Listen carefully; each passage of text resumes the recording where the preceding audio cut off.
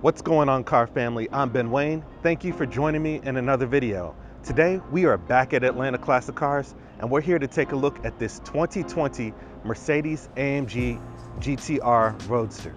Now, before we get started, I must admit this is a car I didn't think I was going to ever come across because there are only 750 examples made. So when you see one, it is truly a sight to behold. This particular model has been finished in a Diseño diamond white paintwork. It features a black Napa leather interior with yellow seat belts that make it pop. This is an amazing vehicle. Now, this is technically a track vehicle, but it offers quite a few contradictions, which we'll talk about later in the video. But for now, let's go ahead and check out the exterior and interior details and see how this ride has been engineered for excellence. Now, the first thing I want to talk about with the GTR Roadster is the material composition of the body panels. Most of the body panels on this car are composed of lightweight aluminum. After all, this is practically a race car. That is with the exception to the trunk lid. The trunk lid is composed of carbon fiber and a sheet molding developed by AMG. So it's going to be extra lightweight. Now, your structure is composed mostly of aluminum as well. Even the windshield surround is composed of aluminum. That's typically high-strength steel on vehicles, but Mercedes-AMG was able to meet their strength requirements with the use of aluminum. Now, the radiator is supported by a magnesium core, and the reason that's important to keep that lightweight is because that mass sits in front of the front axle, and we're working to keep that ideal weight distribution of 47% to the front and 53% to the rear. Now, in the beginning of the video, I mentioned that this car comes with quite a few contradictions. It's still a cool car, but there's a few contradictions here. This is practically a race car, yet Mercedes-AMG decided to chop off the top. Now, when you remove the top from a car, we all know that jeopardizes the car's structural integrity. So how did Mercedes-AMG counter that loss in structural integrity? Well, you have side sills with thicker walls and additional structural chambers. You have additional struts that brace the dashboard to the front bulkhead. And you have additional struts that support the rear suspension towers and link the roll bars and cabin as well. It's safe to say that one of the most visually striking design cues of the AMG GT lineup is this long hood and the short tail of the vehicle. That's traditional Roadster proportions, which makes this car just look drop dead gorgeous if you ask me. Up front, you have this aggressive AMG Panamericana grille that just really makes the car look mean from the front. And then of course you have aggressive AMG body sculpting below. Now, if you look into the AMG body sculpting up front, you'll see a small slit towards the exterior portions. That's going to help channel laminar flow across the wheel wells, helping this car be more aerodynamically efficient. Now, it goes without saying, the side profile of the GTR Roadster is by far the most beautiful profile of this car. Just look at it, it is stunning. Again, that long hood and the short tail, those classic Roadster proportions. And it looks great in this white, except the white has been broken up by carbon fiber accents such as your side view mirror covers and then lower body work as well. Now, your wheels feature a staggered setup. You're getting 19-inch wheels up front, 20-inch wheels in the rear. Now, these wheels are the AMG 5 twin spoke wheels finished in matte black. Your rotors up front, 15.4 inches in diameter and grasped by 6-piston calipers. Your rotors in the rear are 14.2 inches in diameter, grasped by a single piston sliding caliper. Now, when we're talking about the wheels, I want to go ahead and make mention that in the wheel well up front, there are vents inside of the wheel well. Why is that? Well, for cars of this caliber that reach high speeds, often in the wheel well, a lot of lift can be generated. So to dissipate that lift, slits have been incorporated to help dissipate that air. Obviously, lift is not something you want on the front of a vehicle of this caliber. Now, in addition to that, this car also features four-wheel steering. How does that work? Well, at speeds below 62 miles per hour, the rear wheels will turn in the opposing phase as the front wheels, allowing this car to be more agile. Now, at speeds above 62 miles per hour, the rear wheels are going to turn in the same phase as the front wheels, allowing this car to be more stable at higher speeds. Now, since this is a Roadster, we definitely have to talk about the soft top. This car features a 3-layer soft top. The process is simple. I just hit the lock button, and then within 11 seconds, the top goes from lowered to raised. It's just that simple. Now, I want to make mention that while the top is up on this car, you can't see any of the support structure here. and the glass lays flush with the top. I really like those details. It gives it a really neat and clean look. Now I'll go ahead and drop the top by just pressing the unlock button here. Just that simple, the top drops. And one thing about soft tops, the reason why they're becoming more prevalent again, is that they don't dictate the size of the trunk space required like hard tops do. So I'm sure in the comment section, a lot of people are gonna ask me, well, why didn't this come with a hard top? Well, if it did, the trunk would have to be extended and it would kind of mess up the overall proportions and styling of this vehicle. There are a lot of hardtop vehicles out there that look great up front, but when it comes to stowing the top, it's like the designers just gave up and said, well, we got to make this top fit in here. This is not one of those cars. The proportions of this are nearly perfect. Let's take a look at the rear of the AMG GTR Roadster. Again, I love this car to death, but there's a huge contradiction here. Do you guys know what it is? Take a look at this huge carbon fiber AMG spoiler. It is gorgeous. It's stunning to look at, but this is a Roadster. So what do we know about Roadsters and convertibles in general?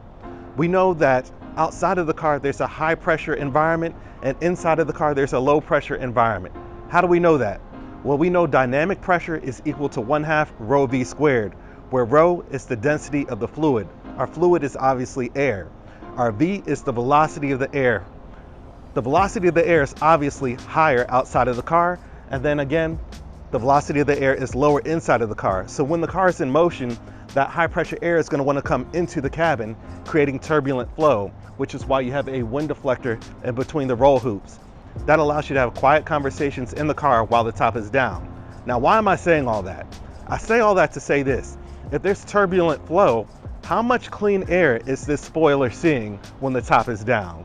So basically, when the top is down on this car, the efficiency of this spoiler goes down greatly. So if you really want to get the maximum downforce available on this car and you're driving fast, I suggest driving it with the top up. Again, this is an amazing ride, but if you're driving fast with the top down, the efficiency of the spoiler is going to decrease dramatically. Now, of course, you have full LED tail lamps, and then you have another vent here that's used for cooling. Now that brings us to the AMG Dynamic Performance Exhaust System. Part of it is composed of thin wall stainless steel. The muffler is composed of titanium. Overall result is a weight savings of 13 pounds. Now there's a center exhaust system here and then 2 exhausts on either side. Now the exhaust on either side consists of computer controlled vanes that allow you to escalate or de-escalate the noise coming out this car via AMG Dynamic Select in the center console. And this car just sounds awesome. Let's have a listen.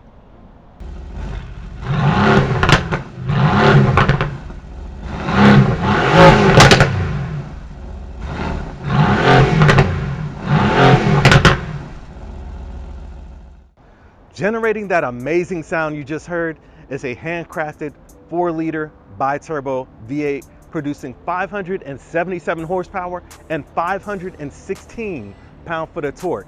This engine is connected to an AMG Speed Shift 7-speed dual clutch transmission. How does a dual clutch transmission work? Well, the dual clutch transmission in this car has 2 different shafts. One shaft for your odd gears and one shaft for your even gears. So your odd gears 1, 3, 5, and 7 all are on one shaft, and your even gears 2, 4, and 6 are on the other shaft. So when you're in one gear, the other shaft already has the next gear pre-selected for you for a quick shift time. 0 to 60 in this car comes in just 3.5 seconds. That is amazing. Now, there are a couple key features I want to point out about this power plant before we're all done here. First of all, I want to make mention that this is Mercedes-AMG's hot inside V configuration. Well, what does that mean? That means the turbos sit within the valley of the cylinder banks. And there are a couple key benefits to that. First of all, you're getting an overall more efficient design. You're getting more power in a smaller package. And thirdly, and most importantly, near 0 pressure loss or turbo lag in this vehicle because the compressed charge from the turbo has an extremely short distance to travel from the turbo to the cylinder banks, giving you linear acceleration when driving this car. The next major feature I want to point out is that this engine uses a dry sump lubrication system. Now, as opposed to a wet sump, it doesn't rely on an oil pan. Now, there are 2 benefits to that. One is that it allows the engine to drop nearly 2 inches further down in the car, helping with the overall center of gravity. also improving aerodynamic efficiency, allowing the front end of the car to have a much lower profile. And the second major advantage is that it allows the engine to have more reliability due to a consistent oil pressure. Again, this is a car that's able to be taken on the track, and it's going to be going left, right, and driving aggressively. So you really want a consistent oil pressure when driving vehicles of this caliber. Dry sump lubrication is the way to go for this vehicle. Aiding in the GTR Roadster's sharp and crisp handling are Mercedes-AMG's dynamic engine mounts. What are dynamic engine mounts exactly? Well, these engine mounts in this car are filled with a magnetorheological fluid that is subjected to a magnetic field by the use of an electromagnet. So what does that do exactly?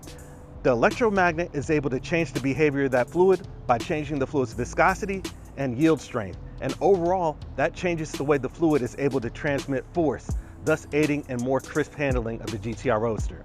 Now let's go ahead and talk about some more of the driving dynamic characteristics of this car, and then check out the interior. So we talked about that beautiful handcrafted power plant up front. How does it transmit the power from the front to the rear wheels? Well, it uses a carbon fiber drive shaft, just like the other GT models. But what makes it different from the other GT models in the GTR application is that carbon fiber drive shaft is encased in a carbon fiber torque tube. Now in the other GT models, the torque tube is composed of aluminum. But in the GTR application, the carbon fiber torque tube results in a 40-pound weight reduction. To add to the driving experience, the GTR features AMG Ride Control, which is an electronically controlled 3-stage damping system that is able to be controlled by the use of AMG Dynamic Select and the center console. So it's able to help you with your pitch, dive, and roll while driving this car aggressively, which is what it was made to do. Let's go ahead and check out the interior.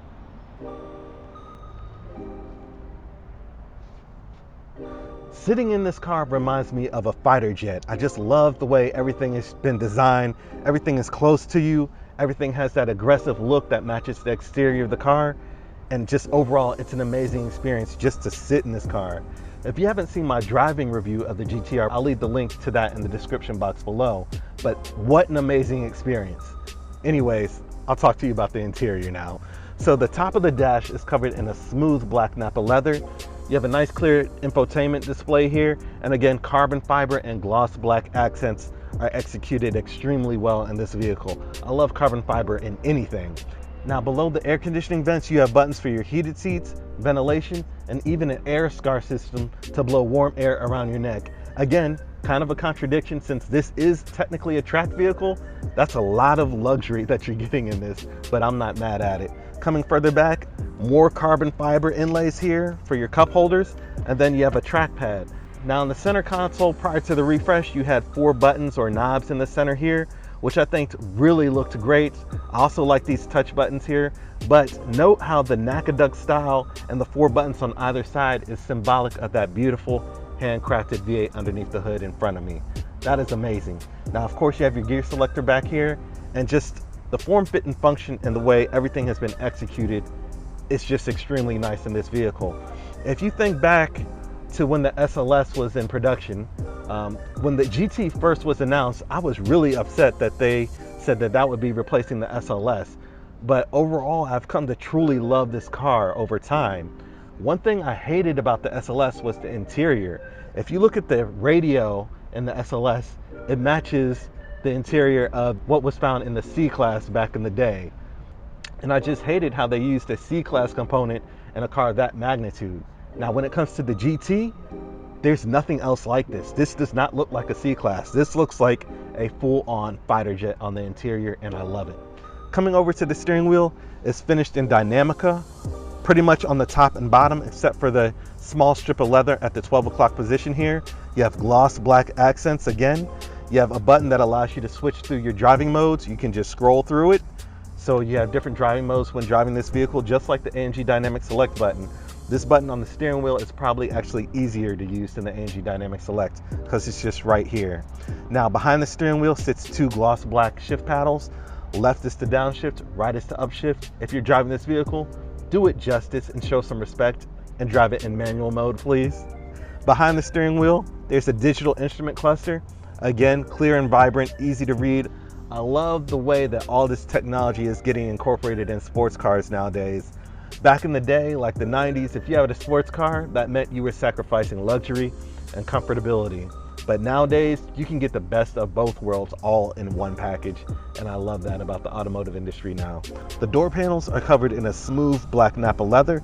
You have an aluminum door handle, your unlock and lock buttons, controls for both of your windows, and a little bit of storage on the bottom, just a little bit. Again, this is really a track car, so I can't really take too many points off for that.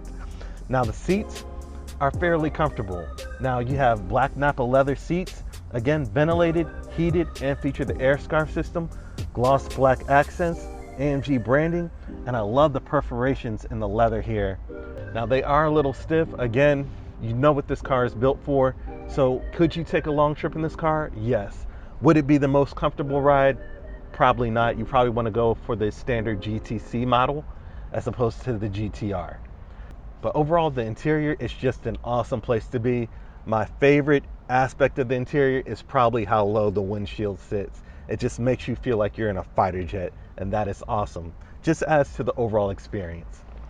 So that was a review of the 2020 AMG GTR Roadster. What an amazing vehicle. I think I like the Roadster better than the coupe version, even though the Roadster doesn't make as much sense. If you find yourself interested in this vehicle or any other vehicle we reviewed, please be sure to reach out to my friend Jesse Cannon-Wallace. Let me know what you think about this one in the comments section. Thank you guys so much for watching. Please be sure to like, share, and subscribe, and I'll catch you in the next video.